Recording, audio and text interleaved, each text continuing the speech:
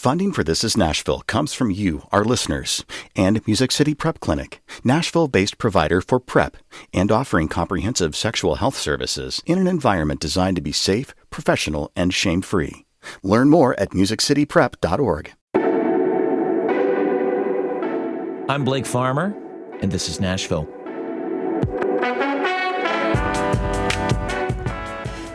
It's an hour devoted to a life experience we will all have one way or another. First Lady Rosalind Carter put it this way: there are only four kinds of people in the world: those who have been caregivers, those who are currently caregivers, those who will be caregivers, and those who will need caregivers.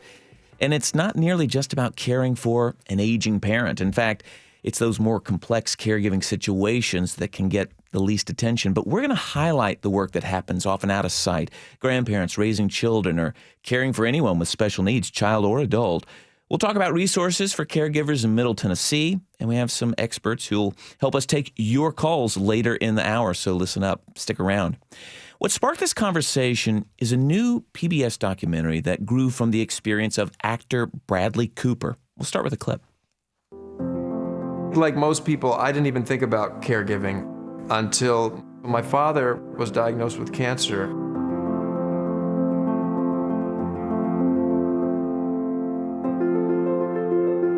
My dad was somebody who I idolized. I used to dress up like him when I was a kid in kindergarten and get made fun of because I wanted to wear like a suit and a tie. And then to go from that to giving him a bath is quite a traumatic thing.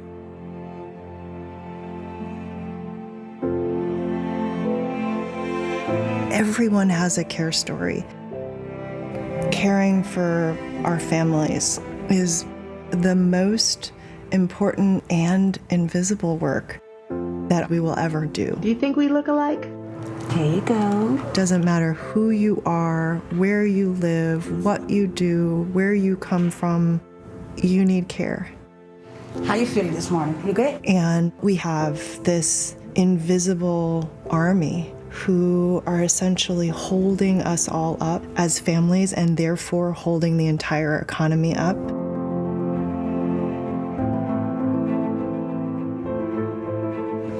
Let me pat dry your face. People are doing everything they can and more, and it's simply not sufficient because we need to have a recognition that care is a public good.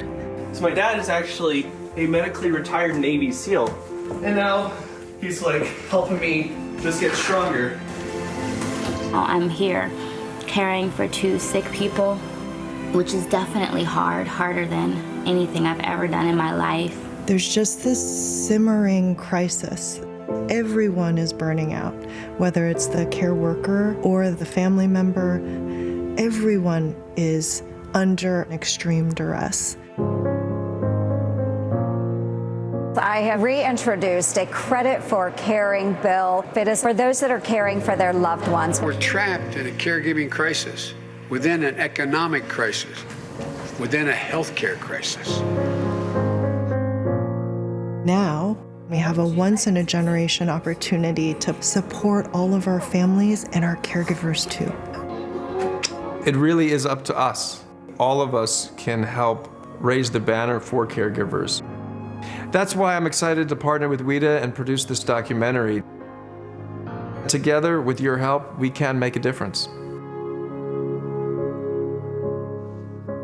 It's a caregiving documentary on PBS Now. Actor Bradley Cooper, the executive director, if you recognize that voice. With us now is his right-hand man on the project, Chris Durrance, director and senior producer. Welcome to This Is Nashville. Thanks so much, Blake. Pleased to be with you.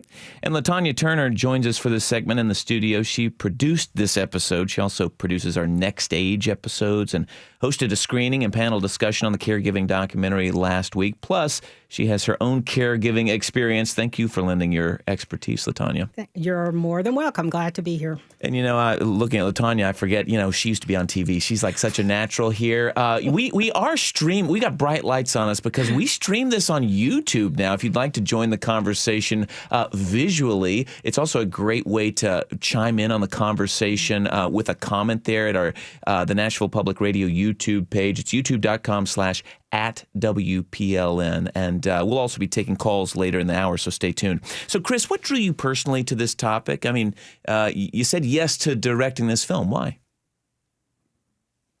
For me, it's a deeply personal story, but it grew, and like you said, it grew out of Bradley's own experience. I mean, we have to be honest here. It would not be getting the attention. It wouldn't be getting all these conversations that we're having across the country were it not for his courage and stepping forward and sharing his own story.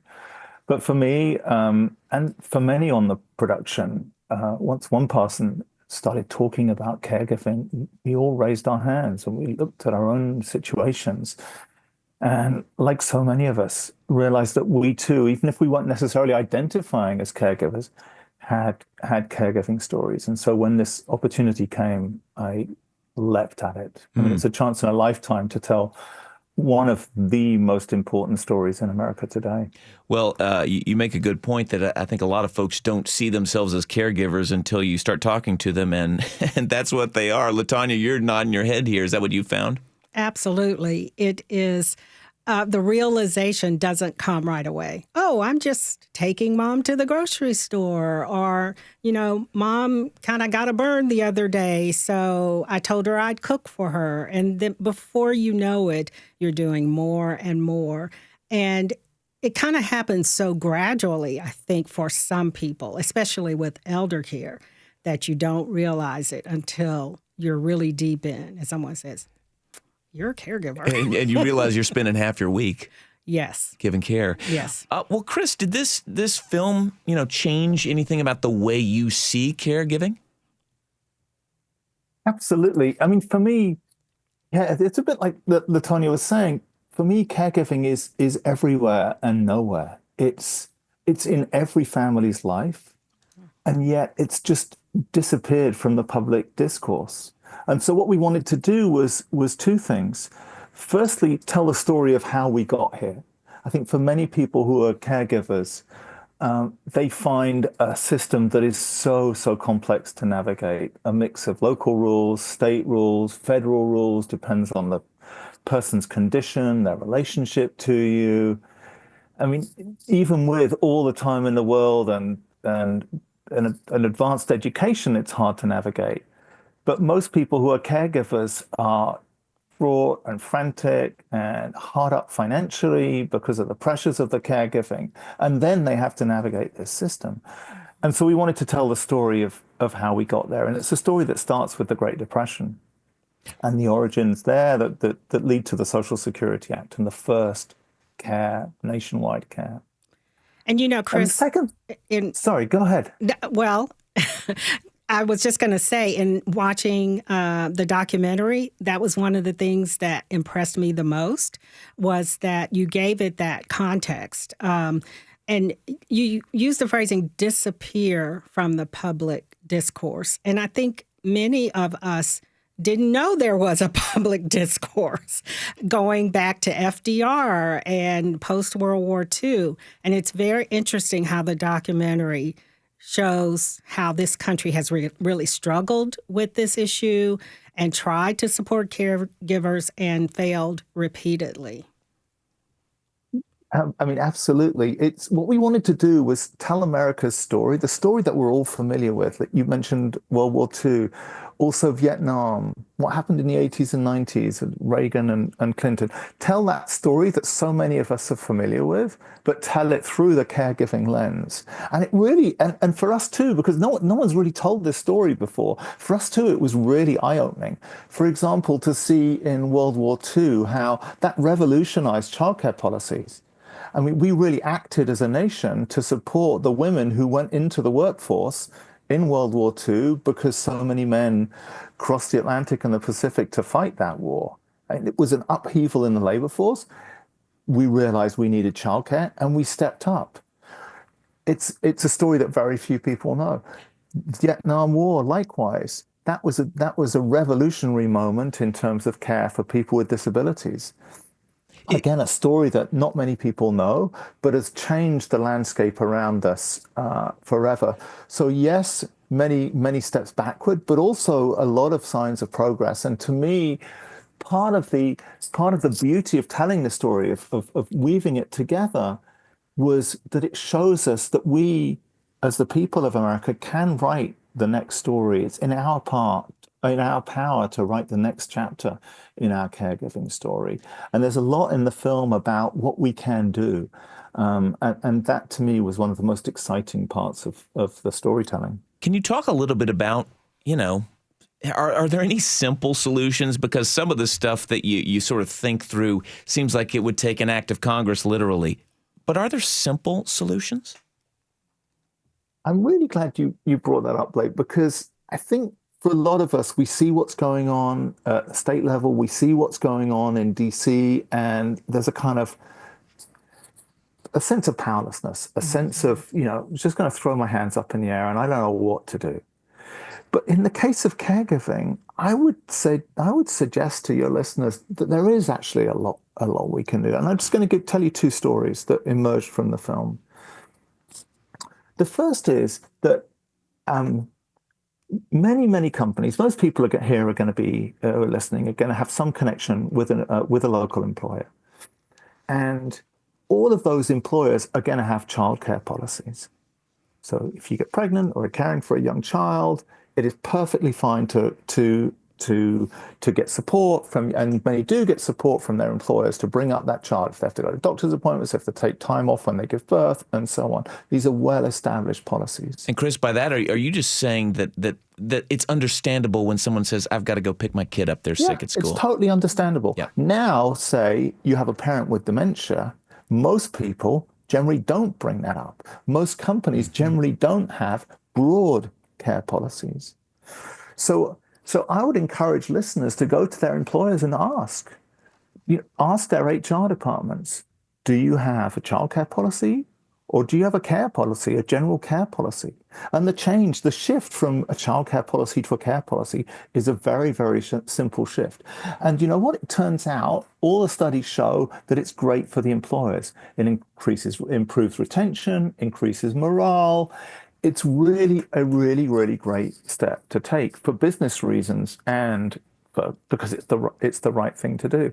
The company, the production company, WETA, the PBS station in DC that initiated the caregiving policy, they started that project and they realized they hadn't done that. So you're saying the public public TV station in Washington D.C. realized we got to practice what we're preaching here. We have to step up. Wow. Exactly, we have to step up. And so they shifted halfway through the production. They shifted, and now if you're employed by WETA in Washington D.C., you get the benefit yourself, and if you have a colleague who has a child a care need, whatever that might be, you can donate your unused benefit to them as well. So it's a twofer. Chris, let me step in here. If you're just joining us, I'm Blake Farmer. This is Nashville. We're talking about caregiving this hour, related to a new documentary that's all over PBS. Talking to Chris Durrance, who's the director and senior producer. Also have LaTanya Turner here in the studio with me. LaTanya Turner, what are you thinking here? Well, I'm very glad Chris talked about what employers can do because we are very fortunate in this community to have a program through AgeWell of Middle Tennessee, the Elder Care Coach Program. And they partner with institutions, companies, and some churches to provide coaching and resources for caregivers. And there are an increasing number of companies that are starting to offer coaching, which is providing resources and information, as well as tightening up their family leave policies. And that there's a church that we, in our reporting, included, Lake Providence, which has as one of its ministries an elder care coach program to support caregivers in their congregation. So I bring that up to say it's not just in the workplace.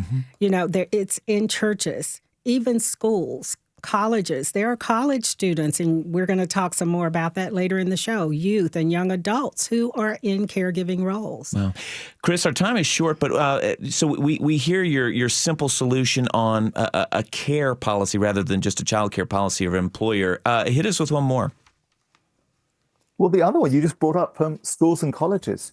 there are, most of your listeners won't realize this, there are upwards of 5 million kids who are active caregivers. That's kids under the age of 18 who are actively caregiving, be it for a younger sibling, a grandparent, a parent. That is millions of kids. And guess what? They're all in school.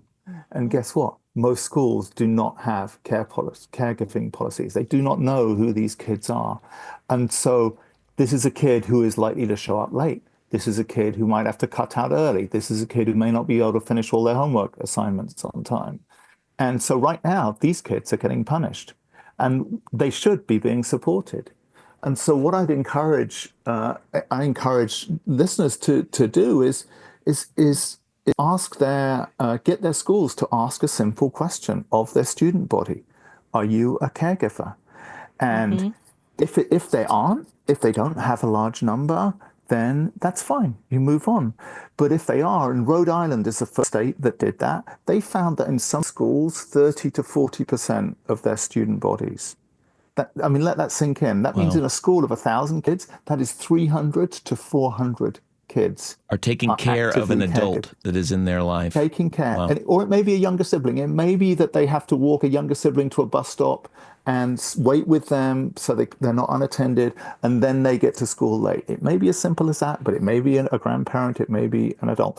But it's millions of kids nationwide. Well, thank you for... ask the schools. I was just going to say, get parents, ask your schools if to ask that question of the student body.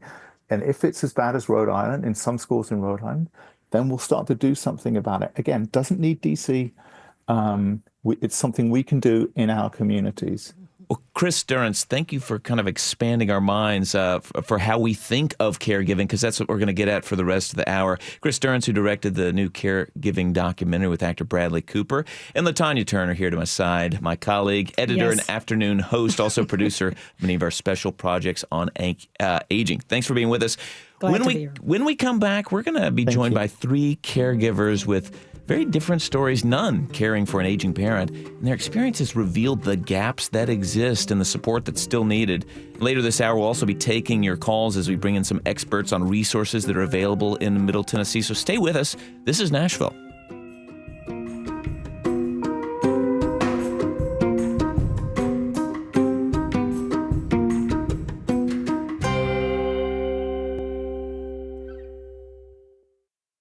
Funding for This is Nashville comes from you, our listeners, and Music City Prep Clinic, Nashville-based provider for PrEP and offering comprehensive sexual health services in an environment designed to be safe, professional, and shame-free. Learn more at musiccityprep.org. I'm Blake Farmer, and this is Nashville.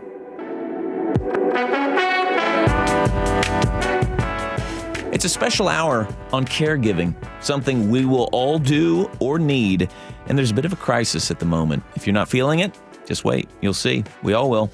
Caregiving for a loved one is a beautiful experience, can also be backbreaking or soul-crushing at times, and often the suffering happens in silence. We're familiar with the generational expectations of tending to an aging parent. That's hard enough. But for other kinds of caregiving, for kids or adults with special needs, or for kids being raised by grandparents, help can be hard to find.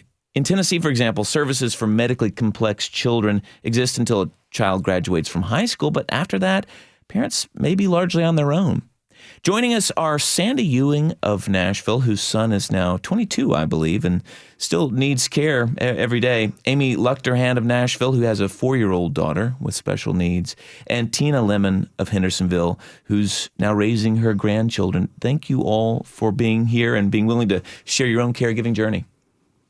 And just a reminder, we are streaming on YouTube. If you want to watch this conversation instead of just listen, it's also a great way to offer a comment that we can include in the conversation when we're also taking phone calls later this hour. And that's easy to find at the Nashville Public Radio YouTube page, youtube.com/@WPLN.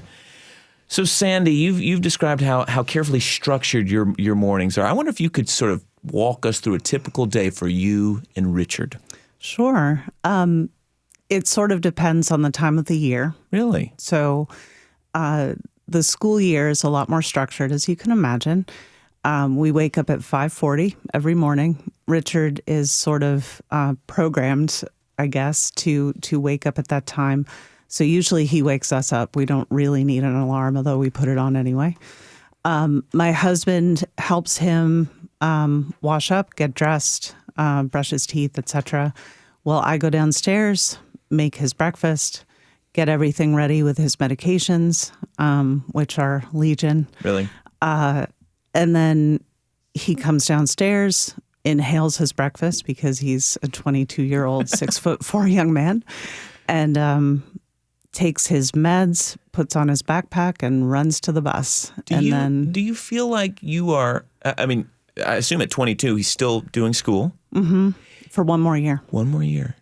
Do you feel like you're still caring for a child, or have you crossed over into feeling like this is an adult I'm in the care of at this point? Well, there's a bit of cognitive dissonance, honestly, because we call him a big, hairy man-child. He's a lovely, lovely guy, but he's 22 and he is a man technically, but mentally I would say that he might be more at like an 8 or 9-year-old level. So it's both. I have to be aware of the aspects in which I have to acknowledge, yes, this is a grown person. When we help him with personal care, like showering and dressing, we have to be respectful of his space and try and give him chances to do things for himself. Yeah. But then in other areas, we have to hover because we're responsible for his care. We're now his guardians. We have him under conservatorship, which is a whole process too. We'll try to stay out of that one today. Topic for another day. But well, Sandy, thank you for sharing this. Aimee, you've got a 4-year-old who you're in the care of every day, as most 4-year-olds need care. At least mine has. But what does a morning look like for you all? Yes. So Frances, she is an early riser, so we also do not have to set an alarm, though we do. But yeah, she starts her day at 5 a.m. 5? Yes. Yeah. Nice, bright and early, which gives us lots of time to read and cuddle. And but she has started school. She has an IEP, and she's really thriving. She's very socially motivated. Is she in a class with everybody else? It's called a blended class. So it's half typically developing kids and then half kids with special needs and medical complexities. So we just love that for her. It's been really an amazing experience. Hard to get her into that. Systems in Tennessee are hard for kids with special needs or medical complexities. What was harder than you might expect, or harder it had to be? Really kind of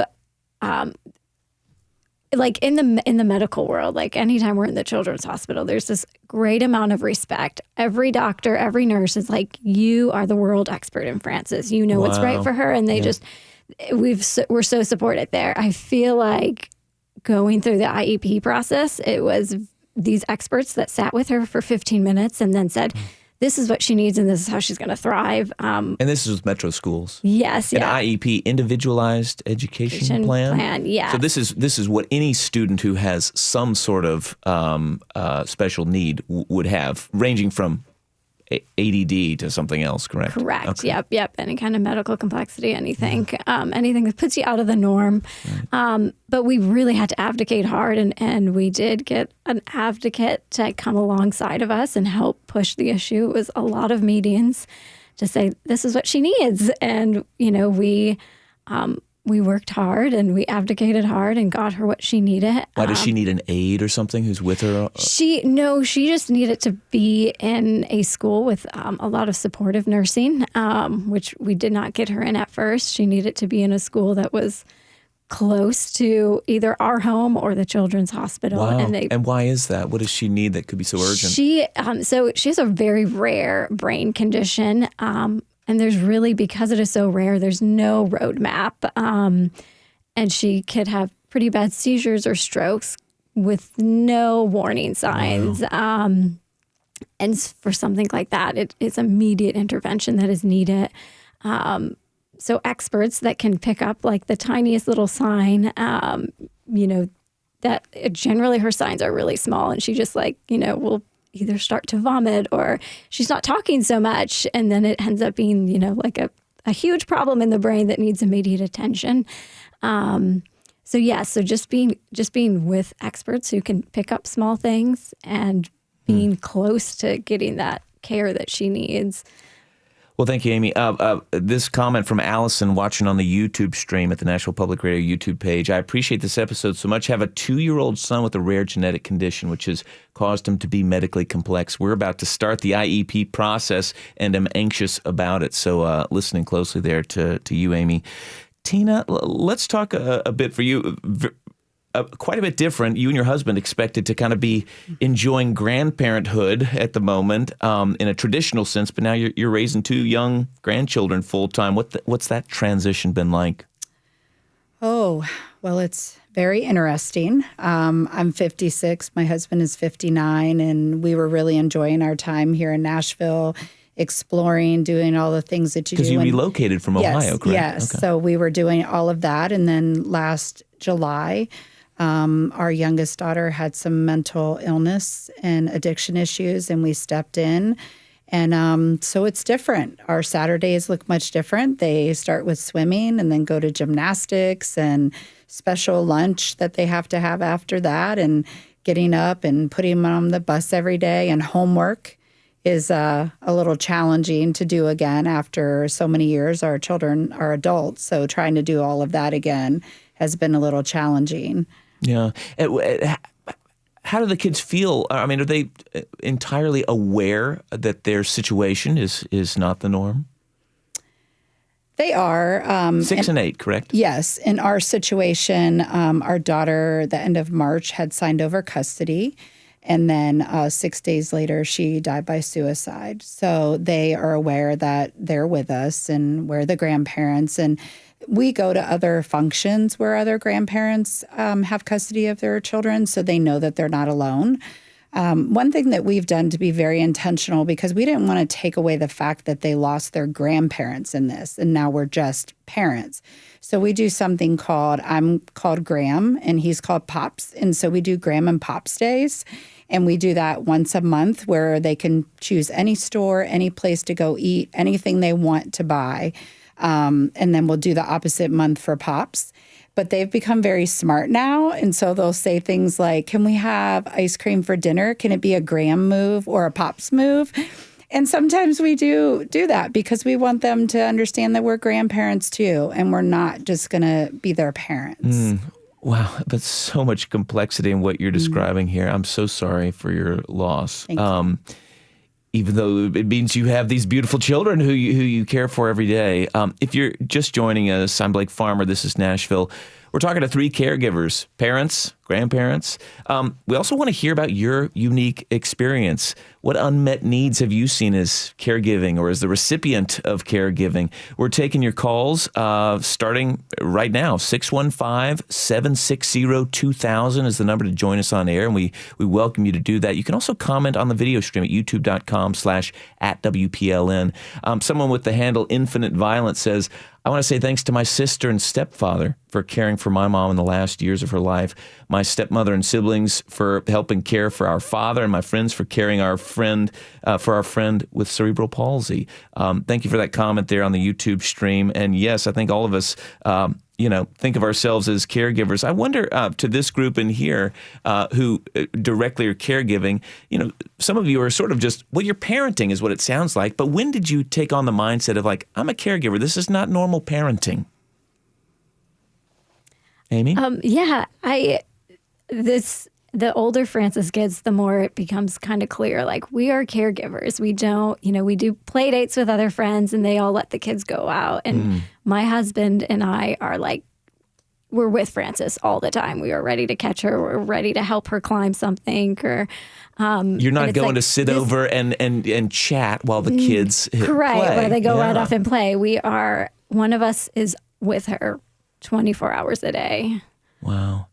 Sandy, I wonder for you, when you realized that this was more than parenting.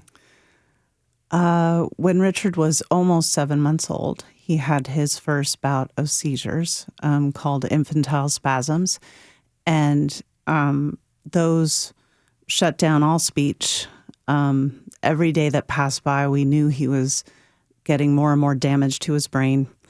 And we had to put him on steroid therapy, mostly because the drug that is now sort of the standard was not approved by the FDA at that point. So that drug is vigabatrin, but Richard went on ACTH, and we immediately had to sequester him because it tears down your immune system. Oh. So I would say that was really the moment. We already knew his diagnosis, which not everyone is lucky to have. Not everyone has a diagnosis, which can be a whole different level of difficulty. But yeah, like having to keep him away from people, having to try and keep him engaged in the world in ways that would be safe for him and not get him sick. Yeah, that was the moment. What does the future hold? And it almost sounds like a scary question as it comes out of my mouth. Because it seems like that's probably a lot of the burden, is that you can't say, and now go on, leave the nest. True. So what happens? We're working on that. Like every day we're trying to think of ways that we can enrich his world and set the stage for the next chapter in his life. For now, we haven't come up with an adequate answer. I'll be honest, because Richard is not one of the lucky ones who will necessarily be able to hold down a job. He has serious behavioral neuropsychiatric components to his disease, which is tuberous sclerosis. And we're painfully aware that in a year, like many families in our position, basically he'll fall off a cliff in terms of programming. Mm. So it's going to be... Because school stopped next year. School stops in May, and then we will have to figure out how to fill his time with things that are meaningful and engaging and interesting. Wow. So that he can actually enjoy his life. Is there a program? You never know who's going to fit into what program when I've been covering things over the years in the state legislature. But there are programs for adults to some degree, although I hear people complain that not like some states might have. There are some great programs. I've explored many of them. Lots of them aren't set up for people with behavioral components to their set of challenges, like medical, sure, or just certain disease groups where they don't have as many behavioral challenges as my son does. So it's sort of an open question whether the ones we find will be able to handle him. Thank you for folks who are ringing us to chime in on the conversation. The number to do that's 615-760-2000. If you're hanging on the line, we're going to get to you in a couple of minutes when we bring our experts into the studio. So it'll be about 4 minutes. But hang on the line. Don't go anywhere. Tina, you're obviously in this position going back to parenting. When you look at the future, is that more daunting than it was when you were,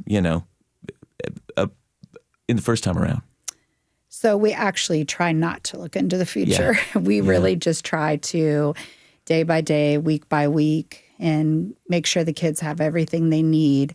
We're actually enrolled in a program called the Relative Caregiver Program with Family and Children's Service that helps caregivers, supports us, invites us to different things like brunches, support groups, enrichments. So they can be with other kids who also have parents who are in a different stage of life. Correct, yes. And I actually work there as well. Right. And I had worked there a year before this came about. It's a wonderful program. So we just try to connect with people that are in situations like ours and not look too far ahead. Because if I look too far ahead, it seems a little overwhelming. Well, then let's not do that. We'll stay in the moment today. Aimee, maybe you can wrap us up here with this. Isolation is something that I think whenever people talk about caregiving, even if it's just caring for an aging parent, they feel that isolation for whatever reason. And I wonder how have you found any secret to break out of that when you clearly have a very different experience than the other parents who are in your generation? Yes. So isolation is very real, and it's very lonely a lot of days. But asking for help and looking for help, you'll have Tennessee Respite or Tennessee Caregiver Coalition in here in a few minutes. There are, if you search and if you look and ask for help and accept help, you do start to find other people that look like you, or, you know, that are doing things differently than the norm. Did you have to work, though, to find it? I mean, it seems like you could easily get left out. Yes, you could easily get left out. You do have to work to find it. You do have to, I mean, and it's a Google search. I mean, we have the world at our fingertips. But yes, I did have to actively look for it and find it, and then reach out and try to make the meetings and events. And it's been so worth it. So I would say to anybody who is new to caregiving or feeling lonely, like, look for help and reach out and find the resources, because it is worth it. Well, just the tip of the iceberg on your old stories here, but thank you for sharing your experience today. We need to take a break. When we come back, we've got people who've dedicated their professional careers to the art of caregiving, and they're taking your questions. What kind of help are you looking for? How could your experience maybe help policymakers decide how the government could better support caregivers? Join us on air at 615-760-2000, or leave a comment, as some people have been doing on the video stream at youtube.com/@WPLN. We'll be right back. This is Nashville. Funding for This is Nashville comes from you, our listeners, and Music City Prep Clinic, Nashville-based provider for PrEP, and offering comprehensive sexual health services in an environment designed to be safe, professional, and shame-free. Learn more at musiccityprep.org. I'm Blake Farmer, and this is Nashville.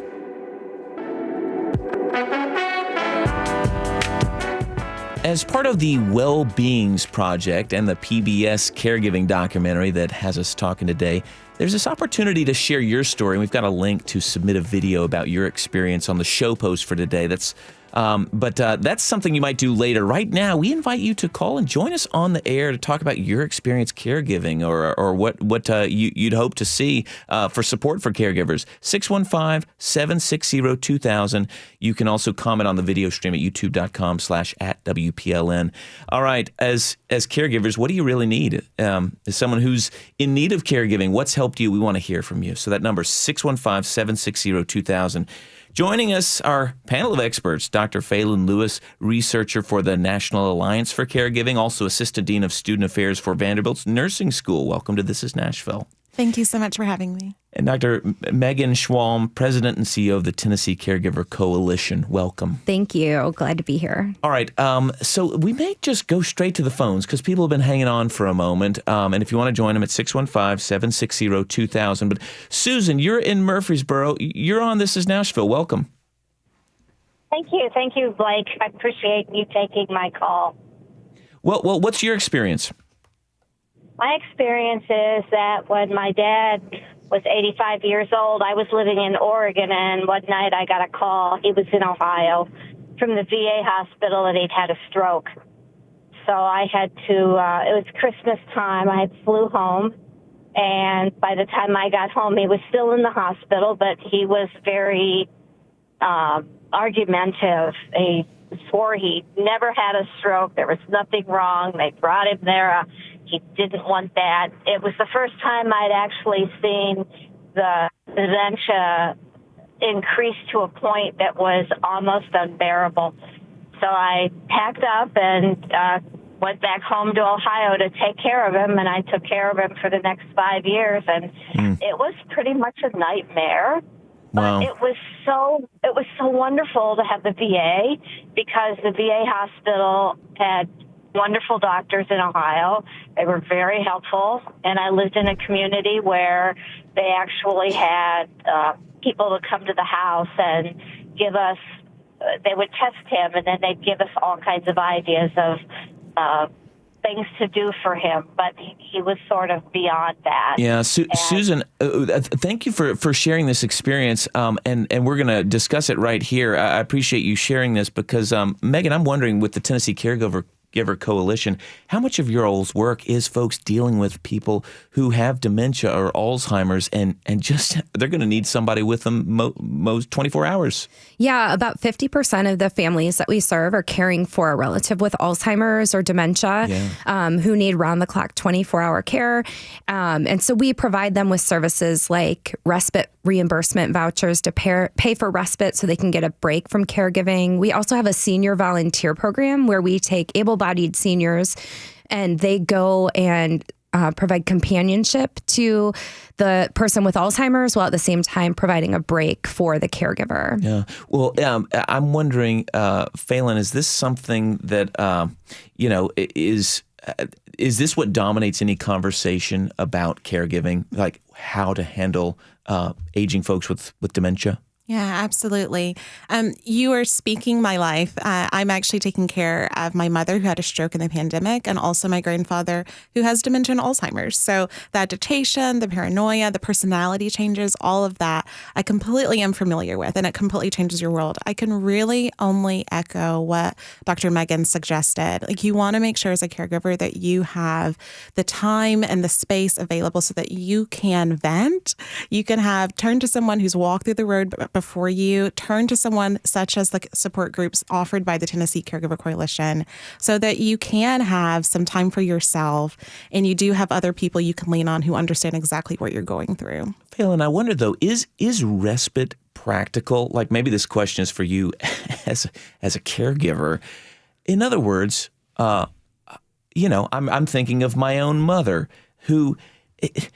To get somebody up to speed on how this is going to work, what I'm going to really need to be able to take this day off, it's going to be a real undertaking. And you say, forget about it. I'll just suffer over here, Respite may not seem practical at the first impression, but it's incredibly necessary. You cannot pour from an empty cup, as cliched as that is. And with the Tennessee Caregiver Coalition, their team can walk you through how to make respite be possible for you and your family in your unique situation.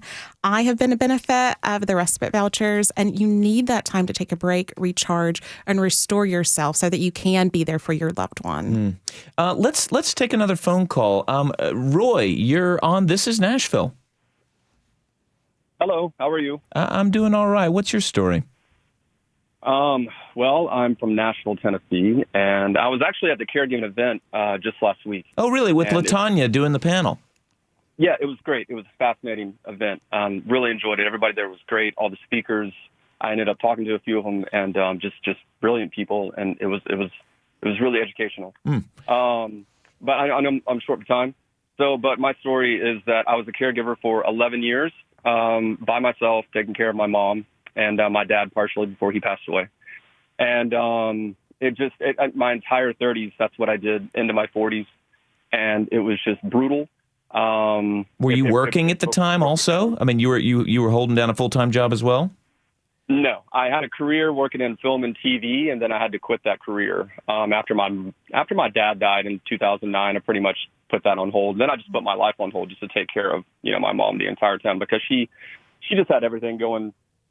Everything you can imagine happened to someone, that happened to her. And so every year it just kept getting worse and worse and worse until she passed away in 2017. Oh, my. But it was, my parents were amazing. And it's kind of weird you say, would you do it all over again? It's like, yeah. And I'm like, I don't know, would I? Because it was so brutal. But I would, just because, they're just such amazing people. Of course. And parents. Well, Roy, this is really nice. Let us chew on that for just a second. I wonder, Megan, what does that bring up for you? I think Roy's story is so common. We hear so many caregivers who have to leave their jobs to care for their loved ones.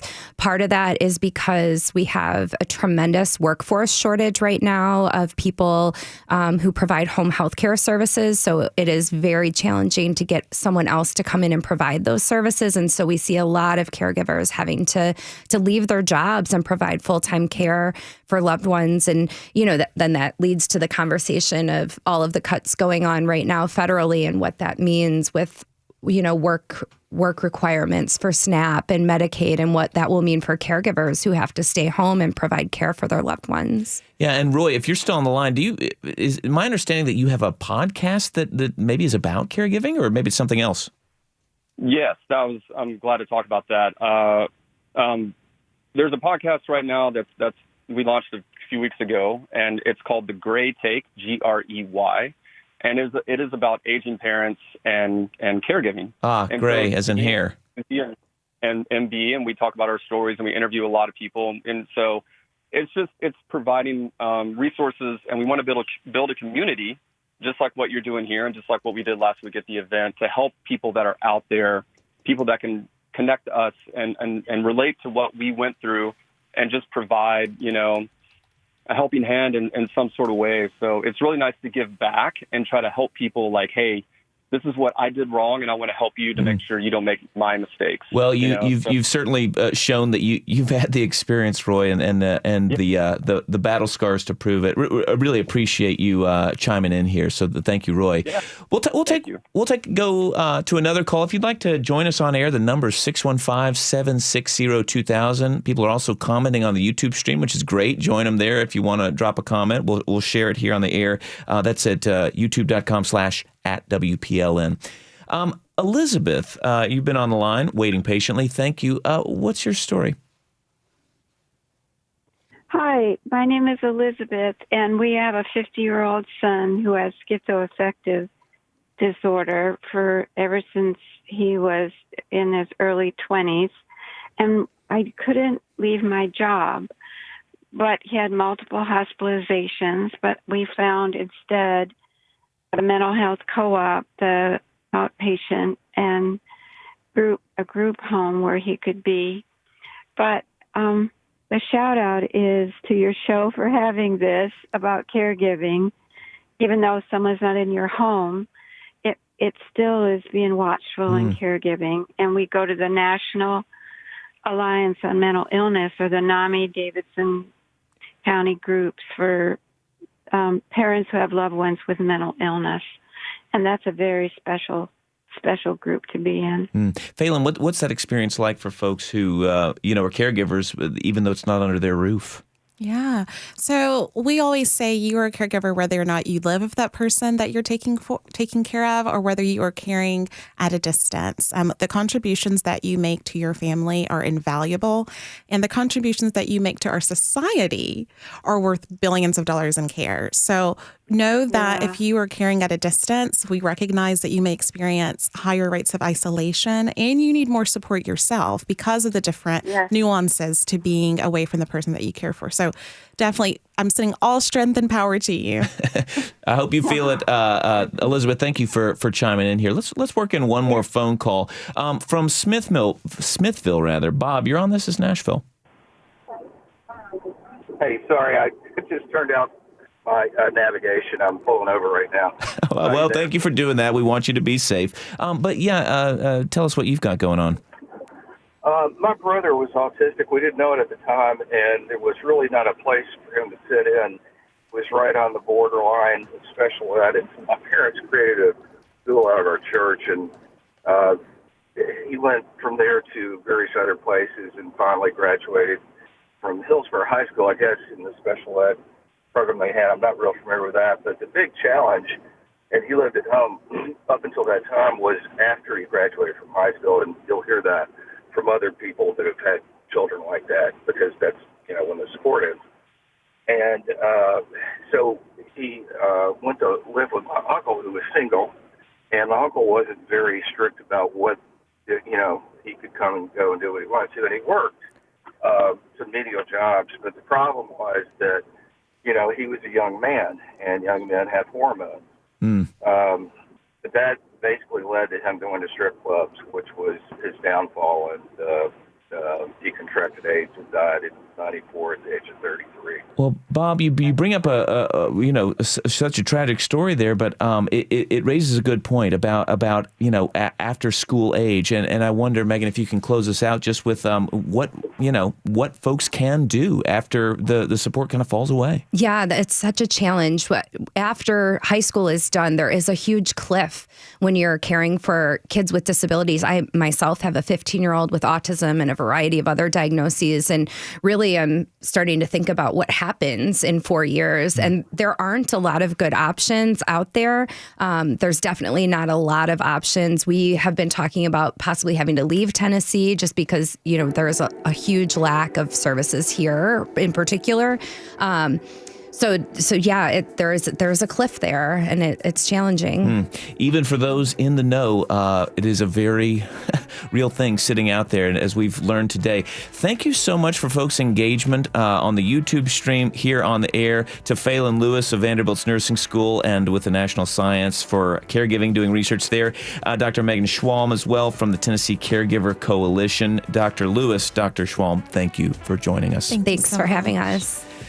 Well, today's episode was produced by LaTanya Turner and Mary Mancini, directed by Tasha A.F. Limley, doing double duty, making us look good on the YouTube stream. On the phones, Josh Deepen. Y'all are making it work hard out there today as well. Board operator is Liv Lombardi. The masterminds behind our theme music are LaRange and Namir Blade. Special thanks to the Well-Beings Project. You can listen back at thisisnashville.org or wherever you get podcasts. Video stream is archived there on YouTube. And if you're looking for an easy way to listen when you miss a show, just ask a smart speaker to play the latest episode. Conversation does not have to end right here. You can comment, tell us what you want to hear on the show by leaving us a message at 615-751-2500. You can also find us on Blue Sky, Instagram, and X. This is Nashville. I'm Blake Farmer. Go in peace.